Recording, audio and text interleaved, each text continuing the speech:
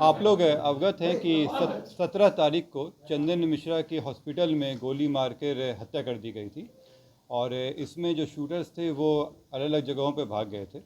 अनुसंधान शुरू करते हुए पटना पुलिस के द्वारा विभिन्न जगहों पर रेड छापामारी लगातार की जा रही थी और इसमें कई लोगों से पूछताछ की गई।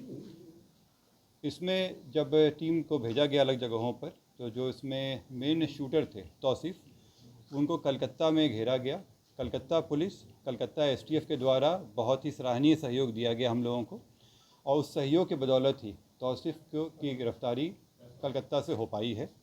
तौसीफ़ के साथ 3 अन्य व्यक्ति भी वहाँ पे मिले हैं जिनका इस षड्यंत्र में रोल रहा था। अभी तक जो प्रिलिमिनरी पूछताछ हुआ है इसमें ये बात आई है कि तौसीफ़ के भाई हैं, मौसेरे भाई हैं निशू खान, उनके घर पे ये सारे षड्यंत्र रचा गया था। षड्यंत्र रचने में कई जगहों से इनपुट आया था, लेकिन निशू खान के घर पे ही लोग जमा हुए थे, वहीं से ये कार्य किया गया था।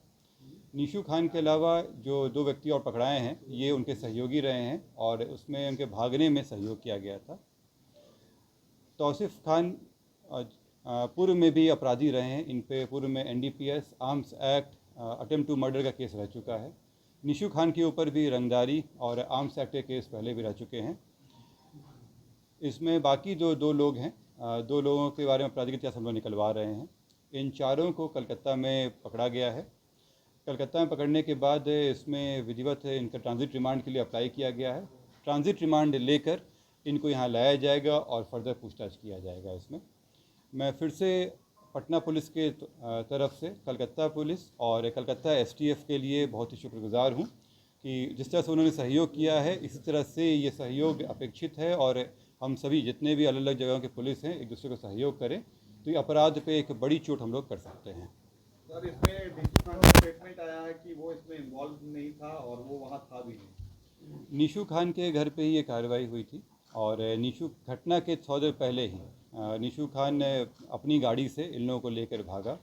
वो गाड़ी में मौजूद था, उसी की गाड़ी का इस्तेमाल किया गया था, उसके एविडेंस आए हैं हम लोगों के पास। बाकी जो अनुसंधान का विषय है, अनुसंधान में जैसा आता है उस हम कार्रवाई करेंगे। ये सब अनुसंधान का विषय है। जब उनको ट्रांजिट रिमांड से यहाँ लाया जाएगा, कोर्ट में प्रस्तुत किया जाएगा, फिर हम लोग रिमांड लेकर उनसे पूछताछ करेंगे। कौन लोग हैं सर जिनको अरेस्ट किया गया कोलकाता से? उसमें उनके सहयोगी हैं हर्ष और दूसरा है भीम। ये निशू के साथ में रहते थे और निशू को पूर्व में गोली लगा था, इसलिए उसके केयर टेकर के रूप में ये लोग थे। सुबह भागने में और तौसीफ़ को भगाने में और छिपाने में इनका अहम रोल है। सर, ये 5 जो सर शूटर थे इनमें से कितना आप लोगों ने ट्रैक किया अब तक? मतलब इसमें सभी को हम लोग आइडेंटिफाई कर चुके हैं और सभी के पीछे टीम लगी हुई है। जो मेन थे तौसीफ़, इनकी गिरफ्तारी हो गई है, बाकी लोगों पे भी जल्द ही कार्रवाई होगी। मतलब 4 शूटर अभी भी फरार हैं। और जैसे मैंने कल बताया था आप लोगों को, इन्फॉर्मेशन भी दिया था कि 3 के विरुद्ध हम लोग इश्तिहार लिए थे, इसमें से 1 तो पकड़ा गए हैं, 2 के विरुद्ध इश्तिहार का तामिला बाकी है, तामिला हो चुका है, इसमें अग्रतर कार्रवाई बाकी है। सर, पहले दिन आपने कहा था शेरू गैंग का कुछ उसमें मिला है क्या? जैसे मैंने कहा कि अभी अनुसंधान का विषय है, ये लाने का इनसे पूछताछ हो पाएगी तभी चीज़ें क्लियर होंगी।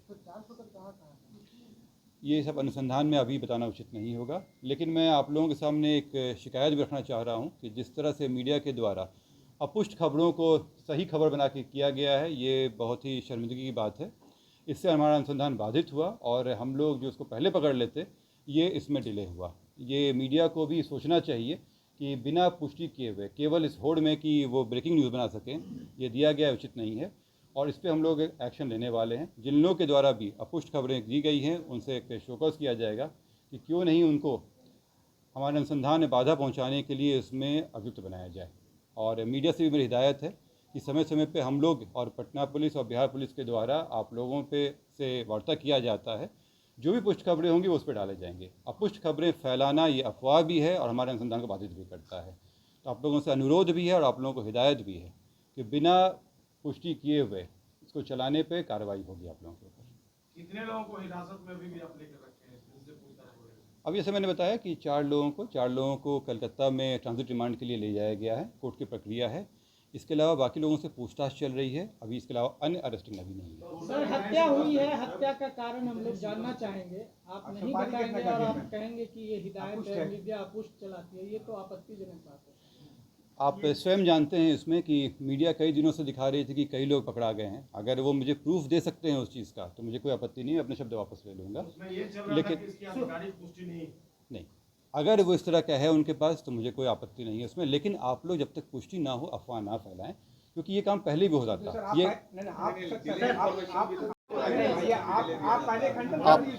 आप लोग में इसके अलावा मुझे दो और बातें आप लोगों से कहनी है।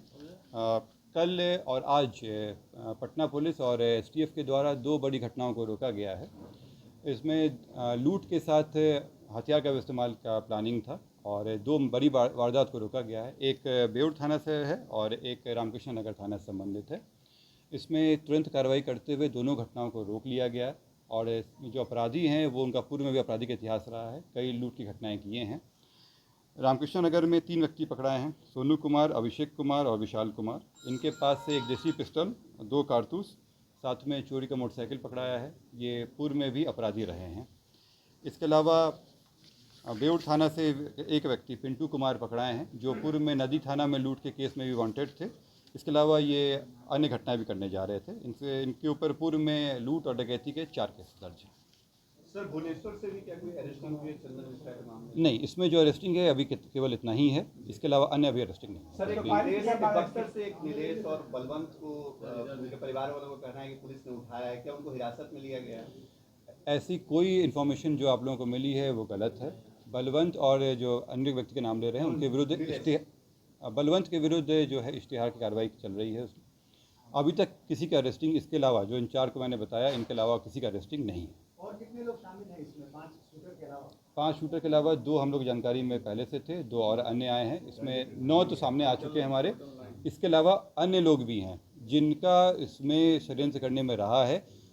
ये जो 9 लोग हैं ये तो डायरेक्टली वहाँ पे थे। इनके अलावा अन्य लोग थे जिनसे जो हथियार सप्लाई किए, जो रेकी कराने में मदद किए। अभी और लोग इसमें आएंगे। आप कह रहे हैं कि स्पॉट पर 9 लोग थे जो मदद थे। इसमें जो डायरेक्ट रेजिस्टेंस होता है, जो घटना करने में तुरंत जो किया जाता है, उसमें अभी तक हम लोग 9 लोगों के नाम आए हैं।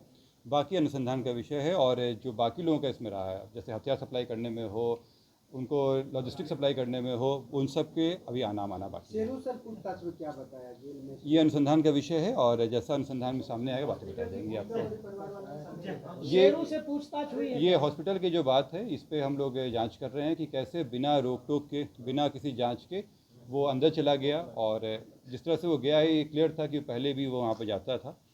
क्यों नहीं हॉस्पिटल के द्वारा उन्हें रोका गया, पूछा गया? क्योंकि जब आम आदमी जाते हैं तो उनसे पूछा जाता है कि वो किस कमरे में जा रहे हैं, चेकिंग होती है, फ्रिस्किंग होती है, तो फिर इस मामले में क्यों नहीं किया गया? सर एक जानकारी ये आ रही है कि तौसीफ जो है वो पारस हॉस्पिटल के स्टाफ से उसकी अच्छी जान पहचान थी, वहाँ पर मेडिक्लेम का भी काम वो कराता था और दिन भर वहीं रहता था। तो क्या इस बैकग्राउंडर में हॉस्पिटल्स के कोई स्टाफ को आप लोगों ने चेक किया है या कुछ ऐसा? तौसीफ को जब लाया जाएगा तो उनसे पूछताछ हुई। उन पूछताछ में ये भी एक प्रश्न रहेगा कि किस तरह से वो रहा है। जब वो बात सामने आएगी तो हम आप लोग से डिस्कस करेंगे। आरोपियों को कब तक यहाँ लाया जाएगा और क्या सड़क के रास्ते लेकर आने की? इसमें जो विधि हम लोग का जो समझ कार्रवाई है उसमें पहले ट्रांजिट रिमांड लिया जाता है, कोर्ट में ले जाया जाएगा और फिर उनको यहाँ लाया जाएगा। किस तरह से लाया जाएगा ये बताना उचित नहीं होगा। शेरू से पूछताछ हुई है क्या सर? ये अनुसंधान का विषय है, ये अभी हम लोग रिवील नहीं करेंगे। अभी उनको आने दीजिए, पूछताछ में स्पष्ट हो जाएगा सब कुछ। ये चीज़ें जब तक आप लोगों को एविडेंस के साथ हम लोग प्रस्तुत ना कर दें, अभी उस पर हम लोग कमेंट नहीं करेंगे। सर पुलिस की लापरवाही भी सामने आई है। पुलिस की लापरवाही आने पे ही कुछ लोगों पे कार्रवाई हुई है और अगर किसी अन्य की भी आती है तो उस पर भी कार्रवाई होगी। अभी हथियार बरामदगी नहीं है। एक डॉक्टर का नाम आया था, उनसे भी पूछताछ हुई है क्या? देखिए इसमें कई लोगों से पूछताछ हुई है और कई जगहों पर, कई शहरों में पूछताछ चल रही है, तो डिटेल्स स्पेसिफिक आपको हम नहीं दे सकते। किस रास्ते से आए, किस रास्ते से भागे, ये तो जैसे मैंने बताया कि ये अभी कलकत्ता से हुए हैं, तो कलकत्ता भागे हैं। कुछ जो लोग हैं वो आधे जगह पर गए हैं। हॉस्पिटल आने के भी एविडेंस हैं। आने दीजिए इन लोगों को, इनसे पूछताछ होगी कि जो इनको सप्लाई किया गया था मोटरसाइकिल और गाड़ियाँ जो थी वो कहाँ से। हम लोग अभी 4 लोग को ला रहे हैं पूछताछ के लिए। अगर अन्य किसी की भी आएगी बात तो उन पर कार्रवाई होगी। दोनों बाइक बरामद हुआ? अभी बरामदगी नहीं है, अभी इन लोगों के साथ ही पूछताछ होगी, उसके बाद बरामदगी होगी। गाड़ी जो लेके गए थे उसकी बरामदगी हो गई है। गाड़ी बरामद। क्या कलकत्ता के रास्ते कहीं बाहर भागने की भी प्लानिंग थी सर? ये आने दीजिए तो ये आने पे स्पष्ट होगा। सर बैंक मैनेजर का जो कब मिला था उस मामले से वो स्पष्ट हो पाएगा कि क्या है। पोस्टमार्टम रिपोर्ट अभी हम लोग को मिला नहीं है। हम लोगों ने रिक्वेस्ट किया है कि वो जल्द दे दें। जैसे ही आता है उससे स्पष्ट होगा कि ये हत्या है या एक्सीडेंट का मामला है। इसमें चंदन मिश्रा को कितनी गोलियां लगी?